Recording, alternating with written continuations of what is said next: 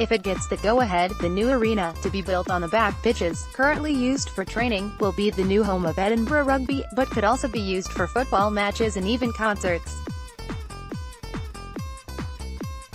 Scottish Rugby Chief Operating Officer Dominic McKay said the new venue represented a significant investment and would be great for the city. A detailed planning application was lodged with the City Council yesterday. The hope is planning permission could be granted around September this year and the new arena would be ready for play by the start of the 2019-20 season in September next year. Edinburgh Rugby has had several temporary homes across the capital, including Meadowbank and Mireside, and played the latter half of last season in the main stadium at Murrayfield.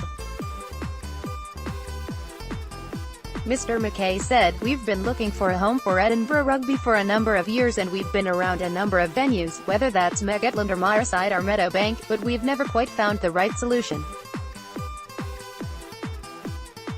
What we wanted to do was create a solution which was permanent, and which was befitting of a professional club which is traveling across Europe, playing against counterparts in really quality venues, so we've decided to invest some considerable money from our Scottish Rugby funds to create this very special venue on our back pitches. We are fortunate to have space within the BT Murrayfield campus to comfortably accommodate this planned new facility and retain practice pitches for all elements of rugby. We see this as adding increased flexibility to the BT Murrayfield site and believe we have submitted a robust, sensible application and hope it will be viewed favorably. The proposal is for a venue that will incorporate a new 3G surface and covered spectator stands around all four sides of the ground."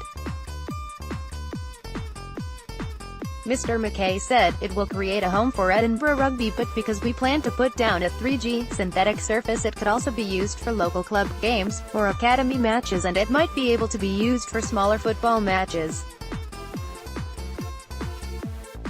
The capacity of 7,800 will enable us to appeal to a different audience from a rugby point of view, but perhaps also from a football point of view. Our ambition is to make sure anything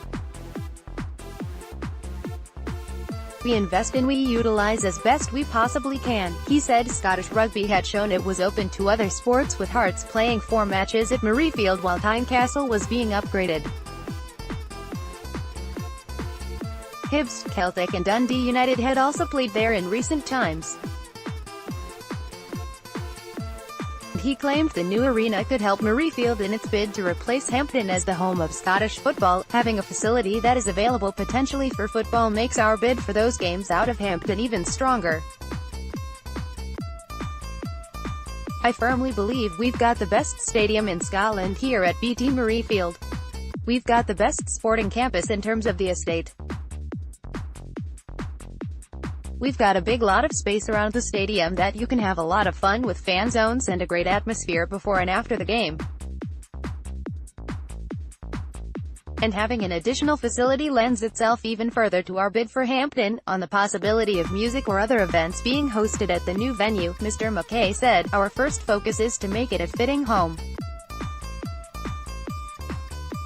for Edinburgh Rugby and make sure it's a real success for the supporters and for the club, but there is a market in Edinburgh and the east of the country for a venue of the size we're looking at. It has the potential to host non-sporting events. We've got the Rolling Stones playing at our main stadium in a couple of weeks' time. Perhaps smaller musical acts might lend themselves to this sort of venue." He said the new venue would be significant for the city as well as for rugby. "It adds a little bit of vibrancy to the wider Edinburgh economy. We recognise our civic duty both as an employer but also as an economic generator for this city, both in terms of the rugby draw and the Six Nations crowds who come from all over Europe, and we think having an extra facility on the back pitches will enable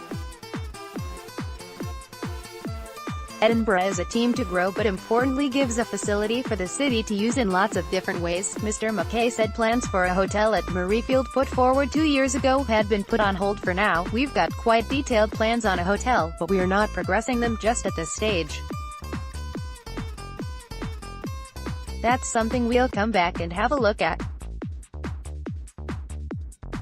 We've worked up some great ideas and some great options, but we're just putting them to the side for the moment while we develop our deeper thinking around Edinburgh." And he played down talk of a larger sports village at Murrayfield. We got our focus very much on the new facility for Edinburgh Rugby. The wider campus estate, we are still at the foothills of looking at what the future might hold. But we're very pleased we've got the flood prevention scheme now in place, and he said there were no plans for building houses on any part of the land. It is not in any plans we have. There are no discussions taking place around that. Edinburgh Rugby Managing Director Johnny Petrie said it was hugely exciting to have the prospect of a new purpose-built home. It has been a consistent challenge to grow the club without our own ground, and we now have developed plans that meet the needs of our fans and reflect the direction we want the team to be moving in. The beauty of what we're trying to do is it delivers us the best of both worlds, the intimacy and atmosphere generated from a smaller stadium which we don't get from the main bowl, but it combines that with the existing facilities which are fantastic in terms of the bars, the suites, the retail opportunities, and we have the accessibility with tram network and the main arterial routes.